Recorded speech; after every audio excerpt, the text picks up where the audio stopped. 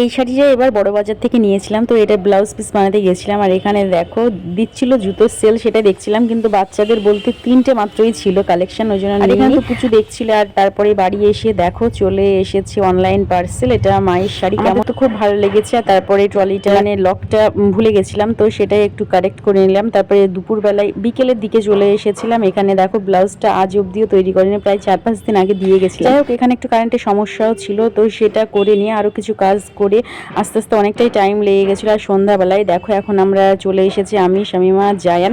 তো এখানে একটু দেখছিলাম। আর এখন ছোটো মাদের বাড়ি ঢুকে পড়েছি। এটা হচ্ছে তোমার গায়ে হলুদ ঠিক না, মানে বিয়ের আগের দিন আমাদের ডেকেছিল, তো ওই জন্য রাতেই চলে এসেছি, যেহেতু বাচ্চাকে নিয়ে তারপরের দিন সকালে আসাটা একটু ডিফিকাল্ট, যেহেতু প্রচণ্ড ঠান্ডা পড়ছে। তারপরে এই বাড়ি মানে পুরোনো বাড়ি চলে এসেছিলাম, সবার সঙ্গে দেখা হলো। আর এখানে সব বোনেরা মিলে এখন চলে যাচ্ছি ছোটো মাদের বাড়িতে, ঢুকে পড়েছি। আর এই দেখো এখানে একটু ফটোশ্যুটও করে নিলাম। আসলে এগুলোই স্মৃতি হয়ে থেকে যাবে, আমি কয়েক বছর পর যখন দেখবো সত্যিই ভালো লাগবে। আর এই সব দিনগুলো বলতে সবার সঙ্গে দেখা হয়, ওই জন্য মজাটা আরো বেশি হয়ে যায়। এখানে ছাদের উপর এসেছিলাম, এখানে শোয়ার ব্যবস্থা করেছি, কিন্তু থেকে চারিদিকটা দেখছিলাম। এবার খাওয়া দাওয়া করবো, করে গিয়ে তারপর শুয়ে পড়বো। আর এই দেখো নিচের প্যান্ডেলটা, তোমাদের একটু রাতের ভিউটা দেখিয়ে দিচ্ছি। কালকে বিয়ের ভ্লগ আসতে চলেছে, তার জন্য অবশ্যই আমার পাশে থেকে দেখতে থাকো আমার নতুন নতুন ভিডিও।